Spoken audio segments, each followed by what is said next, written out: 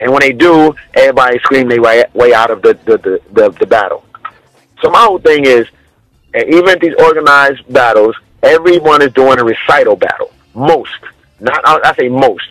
Because if anybody see my YouTube clip of me screaming at the KOD in China, everybody, it was like an invisible force field that no one would go across the middle line and get in the other person's space. I don't have to say per se touch them or getting like up all. You gotta have space to dance, but acknowledge the fact that that person over there is who you trying to be. Whether that person is paying attention to you or not, because everybody.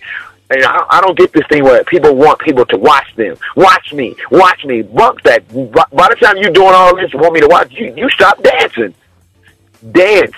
If that person turns his back on you, to me, the judge is going to look at that like may say, oh, I like the way he's all in his face. He didn't care if he even turned his back. But so many people are trying to get people attention just because they can do their damn little moves and make somebody go, whoa, no. I'm not going to pay attention to you, not unless I want to. There's nothing you can do to make me, if I want to or not want to watch you. Just dance and be happy, or shut up. So you were talking about moves versus dancing. How important is it for a dancer to keep their dance intact? Well, I understand. You know, I call it the B-boy syndrome, which B-boy syndrome is this. No, not B-boy syndrome. Sorry, let me take that back. I'm staying corrected. It's the breakdancer syndrome. Breakdancers, they go out and they want to do all the fancy power tricks. Now that's part of the game. That's fine. Right. They're forgetting to dance. They're forgetting the fact that breaking is a dance style too, rhythmatically. Then you throw in the power, you throw in your flair, your finesse and all that. Right. Same thing go with locking. Same thing go with popping. The thing is, the dance itself, the rhythmatic movement of the dance that is connected with music is, to me, is what how I grew up and even danced. It wasn't the EDs and lockers did not create that. It was done back in the day when Lindy Hop was created and other vernacular dances that was going on back in the 30s and 40s.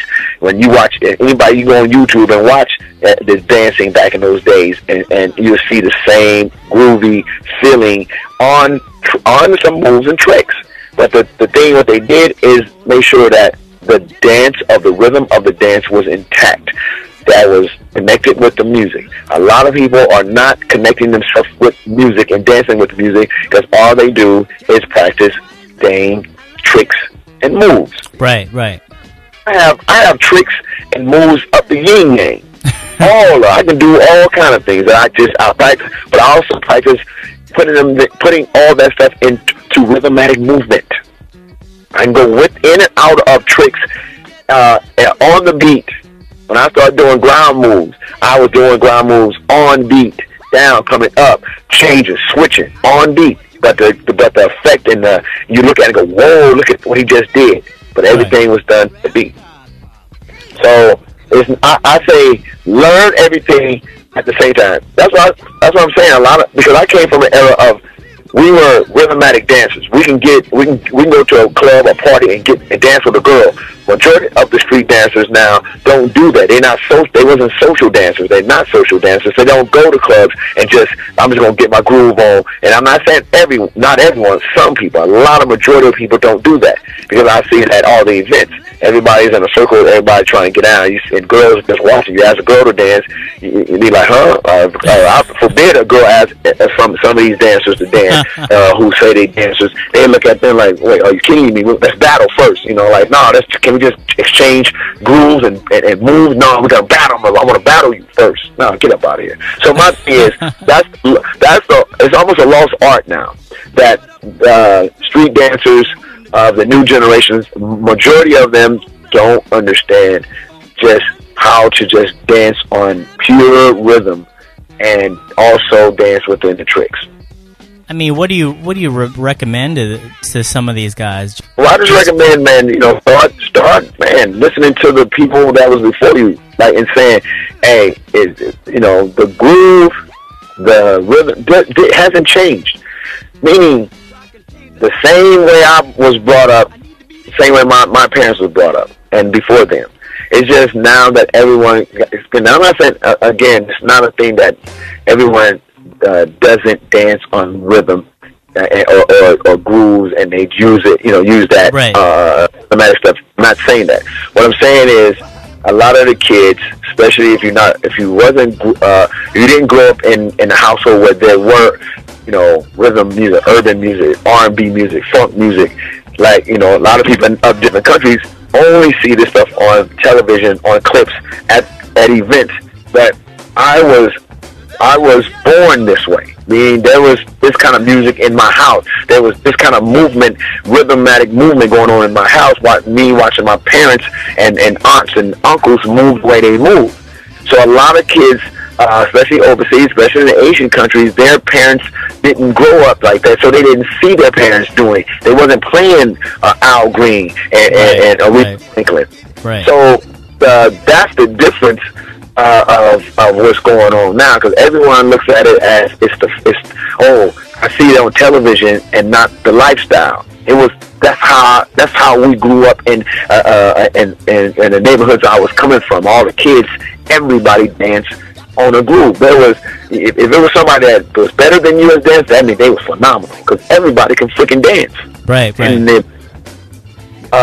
so that is another thing that is kind of enables a lot of the dancers nowadays, because they didn't grow up like that. So now they have to go and try to get it manufactured for them. And sometimes, that's hard. That's harder, even though it can be done. I've taught a lot of people how to dance and groove and be rhythmic. It takes some time, because now your body and your mind has to come together. So, but it can be done. It's just, all these teachers out here who's teaching actually got to stop teaching moves and start teaching grooves. Right. Understand what I'm just saying, people? Stop trying to teach moves and start teaching the grooves, because out of the grooves comes the moves all day, every day. Nice. What's up with Let's Get It On? And Let's Get It On, man. Wow. That's a trip. That's a whole nother avenue for Popin Pete. I'm a person like this. I've always been this fun, crazy comedian type guy. I use that in my. I don't act silly in my dance. When I've come to Popin, I'm very, very serious about it. But when it comes to me being this, fun guy in my classes, and this whole Let's Get It On actually started out. The idea was to do it on my television show and talk about any and everything. It started out as telling stories about the EDs and or something that happened to me when I was younger. I think the first episode I did was I talked about Sam's first battle. Then I talked about some girl calling me chicken legs when I was 10 years old, and how it was really it devastated me for many years. I never forgot. Then after that, I started thinking, let me do some of this comedy, some of these skits I be thinking about those. So I thought I was going to do that. I was going to do 2 or 3 serious topics. Then I would do this comedy one. When I started doing a comedy, that's the one that took off more than anything. So people go out and start saying, "Oh, Let's Get It On." That's Pete just being funny. So that's when I switched it to it becoming Pete's comedy sketch show, and I just come up with these different things. Now, I know what you're getting at. You look at that Karate Lube. Karate Lube came, now, the first character I did, from my thing, that really had nothing to do with Let's Get It On, but it was kind of the platform to me doing it was a character I created called Popin Snooky. Popin Snooky was this character that was inside of me saying, he created everything. Everybody was talking all this, who created this. He taught James Brown how to dance. He taught Rick James how to sing. He taught Popin Snooky is the creator of all. Anything that's popular, he's gonna say he did it. He suck at every last one of them. So that character actually started becoming popular, and actually the last time it was around that I did the character was, I think I did 5 little episodes things of him, little skits. Was Christmas of last year when he opened up his presents, and after last, and then many people hit me up and said, "What happened to Popin Snooki?" I said, "He's in rehab." He's in rehab. Because that was a whole different character. Now, right. Karate Lou it's like that, but Karate Lou is originally it was the guy name was Lou, and he was doing Karate Lou. Right. So now but then I was thinking about it, and I said the first episode was mixing karate with boogaloo. Thus, it became Karate Lou of mixing it with the dance style, right. Not the name. So it changed that whole thing. So now this whole Karate Lou thing, and really, man, it wasn't meant to be. I meant to only do one little thing on it and forget about it. I remember telling my assistant, I said, I'm going to do this thing. She said, she kind of laughed, but she said, I don't know. And I remember I had to look for a karate gi. I had to go on eBay because that karate gi I wear on for Karate Lou, it cost $14.99 on free shipping on eBay. Nice. And I knew, and the shoes came in because I'm looking around like I don't have any karate shoes. So I said, I know I'm gonna get these shiny shoes I have. These are my tuxedo shoes, and let me just put this on. And when I put them on, I knew this was gonna work, basically. And nice. Karate Lou was born, and I was just in Brazil. And for the second question they asked me, they said to me was, first one was, welcome to Brazil. We're so happy that you're here. Oh, my God, Popin Pete, you're here. Second one was, oh, my God, Karate Lou. Like, oh, my God. Karate Lou I just got a call from friends. One of my friends hadn't heard from in a while. First thing he said, he was laughing on the phone. Karate Lou, oh my God, Karate Lou is very, very popular. Well, nice. I go to Taiwan, teaching a class of 60 people. I walked into my class. Everyone is doing the catchphrase I do at the end of, let's get it on, let's get it on, let's get it on. And Karate Lou. These people don't even speak English. Wow. Do that. So now to bring you up to current, I am off to L.A.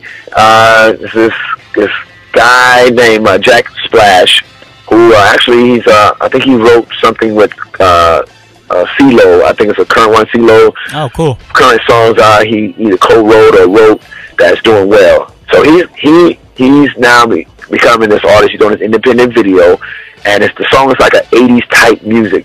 So he had talked to my assistant on Facebook, and she, they talked about, because she do Indian style dance. She's a black girl that does Indian style dance named Yoda, and he started talking to her about her pictures and her Indian costume, and then this dance, and he started, and then she did a CeeLo video, and that's how the whole thing. And he asked her, who did you learn from? He said, Popin Pete. So he knew of me, and he said, oh my God, and so he went and went on my thing, on my page, and saw Karate Lou. He just came back to her and said, will you ask Popin Pete, I would love him to be in my video. And she said, oh, he would, okay, popping does it. She said, he's definitely incredible at popping, but no, I want Karate Lou.